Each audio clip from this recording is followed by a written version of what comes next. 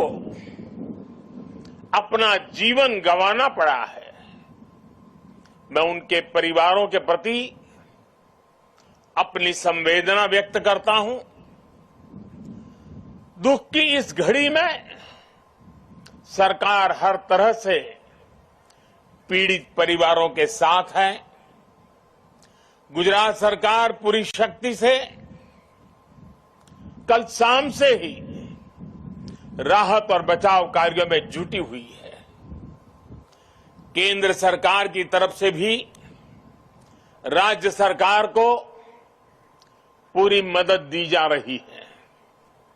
बचाव कार्य में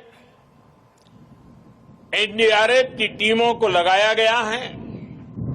सेना और वायुसेना भी राहत के काम में जुटी हुई है। जिन लोगों का अस्पताल में इलाज चल रहा है, वहां भी पूरी मुस्तैदी बरती जा रही है। लोगों की दिक्कतें कम से कम हो, इसे प्राथमिकता दी जा रही है। हादसे की खबर मिलने के बाद ही गुजरात के मुख्यमंत्री श्रीमान भूपेंद्र भाई रात को ही मोरबी पहुंच गए थे। कल से ही वो राहत और बचाव के कार्यों की कमान संभाले हुए हैं। राज्य सरकार की तरफ से इस हादसे की जांच के लिए एक कमेटी भी बना दी गई है। मैं देश के लोगों को आश्वस्त करता हूं कि राहत और बचाव के कार्यों में कोई कमी नहीं आने दी जाएगी। आज राष्ट्रीय एकता दिवस का ये अवसर भी हमें एकजुट होकर इस मुश्किल घड़ी का सामना करने, कर्तव्य पथ पर बने रहने की प्रेरणा दे रहा है। कठिन से कठिन परिस्थितियों में सरदार पटेल का धैर्य, उनकी तत्परता से सीख लेते हुए हम काम करते रहें, आगे भी करते रहें। साथियों, वर्ष 2022 में राष्ट्रीय एकता दिवस का बहुत विशेष अवसर के रूप में मैं इसे देख रहा हूं। ये वो वर्ष है जब हमने अपनी आजादी के 75 वर्ष पूरे किए हैं। हम नए संकल्पों के साथ आगे बढ़ रहे हैं। आज एकता नगर में ये जो परेड हुई है, हमें इस बात का एहसास भी दिला रही है कि जब सब एक साथ चलते हैं, एक साथ आगे बढ़ते हैं, तो असंभव को भी संभव बनाया जा सकता है। आज यहां देश भर से आए हुए कुछ कलाकार सांस्कृतिक कार्यक्रम भी करने वाले थे।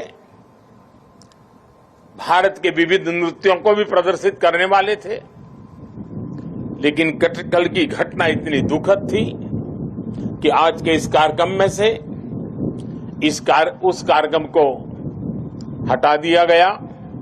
मैं उन सभी कलाकारों से उनके यहां तक आना, उन्होंने जो पिछले के दौरान मेहनत की है, लेकिन आज उनको मौका नहीं मिला, मैं उनके दुख को समझ सकता हूं। लेकिन कुछ परिस्थितियां ऐसी हैं। साथियों, ये एकजुटता, ये अनुशासन परिवार, समाज, गांव, राज्य और देश हर स्तर पर आवश्यक है। और इसके दर्शन आज हम देश के कोने कोने में कर भी रहे हैं। आज देश भर में 75,000 एकता दौड़, रन फॉर यूनिटी हो रही है। लाखों लोग जुड़ रहे हैं। देश का जन जन लौह पुरुष सरदार वल्लभ भाई पटेल की संकल्प शक्ति से प्रेरणा ले रहा है। आज देश का जन जन अमृत काल के पंच प्राणों को जागृत करने के लिए, राष्ट्र की एकता और अखंडता के लिए संकल्प ले रहा है। साथियों, राष्ट्रीय एकता दिवस ये अवसर केवड़िया एकता नगर की ये धरती और स्टैच्यू ऑफ यूनिटी हमें निरंतर ये एहसास दिलाते हैं कि आजादी के समय अगर भारत के पास सरदार पटेल जैसा नेतृत्व न होता तो क्या होता अगर 550 से ज्यादा रियासतें एकजुट नहीं हुई होती? क्या होता अगर हमारे ज्यादातर राजे रजवाड़े त्याग की पराकाष्ठा न दिखाते, मां भारती में आस्था न दिखाते? आज हम जैसा भारत देख रहे हैं हम उसकी कल्पना भी नहीं कर सकते थे।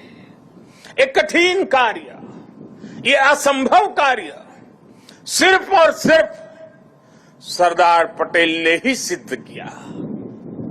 साथियों, सरदार साहब की जन्म जयंती और राष्ट्रीय एकता दिवस ये हमारे लिए केवल तारीख भर नहीं है, ये भारत के सांस्कृतिक सामर्थ्य का एक महापर्व भी है। भारत के लिए एकता कभी भी विवशता नहीं रही है। भारत के लिए एकता सदा सर्वदा विशेषता रही है। एकता हमारी विशिष्टता रही है।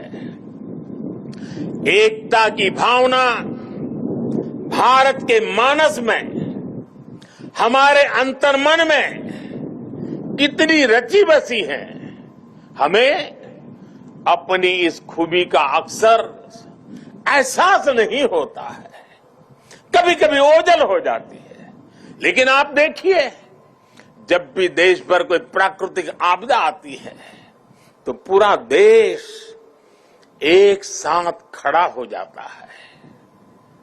आपदा उत्तर में हो या दक्षिण में, पूरब में हो या पश्चिमी हिस्से में, ये मायने नहीं रखती है। पूरा भारत एकजुट होकर सेवा, सहयोग और संवेदना के साथ खड़ा हो जाता है। कल ही देख लीजिए ना, मोरबी में हादसा हुआ, उसके बाद हर एक देशवासी हादसे का शिकार हुए लोगों की सुरक्षा के लिए प्रार्थना कर रहा है। स्थानीय लोग हादसे की जगह पर अस्पतालों में हर संभव मदद के लिए खुद आगे आ रहे हैं। यही तो एकजुटता की ताकत है। कोरोना का इतना बड़ा उदाहरण भी हमारे सामने है। काली थाली की भावनात्मक एकजुटता से लेकर राशन, दवाई और वैक्सीन के सहयोग तक देश एक परिवार की तरह आगे बढ़ा। सीमा पर या सीमा के पार जब भारत की सेना शौर्य दिखाती है तो पूरे देश में एक जैसे जज्बात होते हैं, एक जैसा जज्बा होता है। जब ओलंपिक्स में भारत के युवा तिरंगे की शान बढ़ाते हैं तो पूरे देश में एक जैसा जश्न मनता है। जब देश क्रिकेट का मैच जीतता है तो देश में एक जैसा जुनून होता है। हमारे जश्न के सांस्कृतिक तौर तरीके अलग अलग होते हैं, लेकिन भावना एक जैसी ही होती है। देश की ये एकता, ये एकजुटता, एक दूसरे के लिए अपनापन, ये बताता है कि एक राष्ट्र के रूप में भारत की जड़ें कितनी गहरी है। और साथियों, भारत की यही एकता हमारे दुश्मनों को खटकती है। आज से नहीं बल्कि सैकड़ों वर्षों पहले गुलामी के लंबे कालखंड में भी भारत की एकता हमारे दुश्मनों को चूपती रही है। इसलिए गुलामी के सैकड़ों वर्षों में हमारे देश में जितने भी विदेशी आक्रांता आए, उन्होंने भारत में विभेद पैदा करने के लिए हर मुमकिन कोशिश की। उन्होंने भारत को बांटने के लिए, भारत को तोड़ने के लिए सब कुछ किया। हम फिर भी उसका मुकाबला कर सके क्योंकि एकता का अमृत हमारे भीतर जीवंत धारा के रूप में बह रहा था। लेकिन वो कालखंड लंबा था। जो जहर उस दौर में घोला गया, उसका नुकसान देश आज भी भुगत रहा है। इसलिए ही हमने बंटवारा भी देखा और भारत के दुश्मनों को उसका फायदा उठाते भी देखा। इसलिए हमें आज बहुत सावधान भी रहना है। अतीत की तरह ही भारत के उत्कर्ष और उत्थान से परेशान होने वाली ताकतें आज भी मौजूद है। वो आज भी हमें तोड़ने की, हमें बांटने की हर कोशिश करती है। हमें जातियों के नाम पर लड़ाने के लिए तरह तरह के नैरेटिव गढ़े जाते हैं। प्रांतों के नाम पर हमें बांटने की कोशिश होती है। कभी एक भारतीय भाषा को दूसरी भारतीय भाषा का दुश्मन बनाने के लिए कैंपेन चलाए जाते हैं। इतिहास को भी इस तरह पेश किया जाता है ताकि देश के लोग जुड़े नहीं बल्कि एक दूसरे से दूर हो। और भाइयों बहनों, इसे एक और बात हमारे लिए ध्यान रखनी आवश्यक है। ये जरूरी नहीं है कि देश को कमजोर करने वाली ताकत हमेशा हमारे खुले दुश्मन के रूप में ही आए। कई बार ये ताकत गुलामी की मानसिकता के रूप में हमारे भीतर घर कर जाती है। कई बार ये ताकत हमारे व्यक्तिगत स्वार्थों के जरिए सेंधमारी करती है। कई बार ये तुष्टीकरण के रूप में, कभी परिवारवाद के रूप में, कभी लालच और भ्रष्टाचार के रूप में दरवाजे तक दस्तक दे देती है, जो देश को बांटती और कमजोर करती है। लेकिन हमें उन्हें जवाब देना होगा। हमें जवाब देना होगा भारत मां के संतान के रूप में। हमें जवाब देना होगा एक हिंदुस्तानी के रूप में। हमें एकजुट रहना होगा, एक साथ रहना होगा। विभेद के जहर का जवाब हमें एकता के इसी अमृत से देना है। यही नए भारत की ताकत है। साथियों, आज राष्ट्रीय एकता दिवस पर मैं सरदार साहब द्वारा हमें सौंपे दायित्व को फिर दोहराना चाहता हूं। उन्होंने हमें ये जिम्मेदारी भी दी थी कि हम देश की एकता को मजबूत करें। एक राष्ट्र के तौर पर देश को मजबूत करें। ये एकता तब मजबूत होगी जब हर नागरिक एक जैसे कर्तव्य बोध से ये जिम्मेदारी संभालेगा।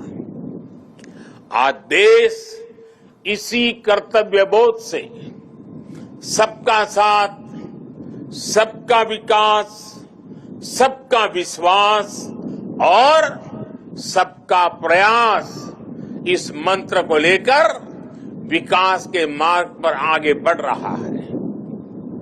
आज देश में हर कोने में, हर गांव में, हर वर्ग के लिए और हर व्यक्ति के लिए बिना भेदभाव के एक जैसी नीतियां पहुंच रही है।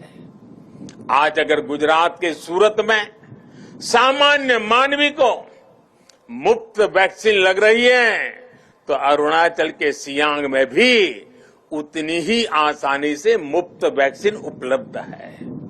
आज अगर एम्स गोरखपुर में है तो बिलासपुर, दरभंगा और गुवाहाटी और राजकोट समेत देश के दूसरे शहरों में भी है। आज एक और तमिलनाडु में डिफेंस कॉरिडोर बन रहा है तो उत्तर प्रदेश में भी डिफेंस कॉरिडोर का काम तेजी से आगे बढ़ रहा है।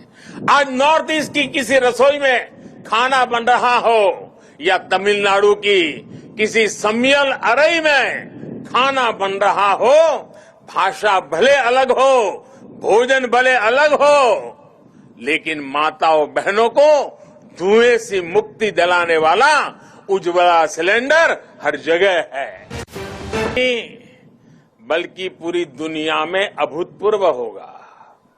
लोगों की एकता से, जन भागीदारी की शक्ति से विकसित होता एकता नगर आज भव्य भी हो रहा है और दिव्य भी हो रहा है। स्टेच्यू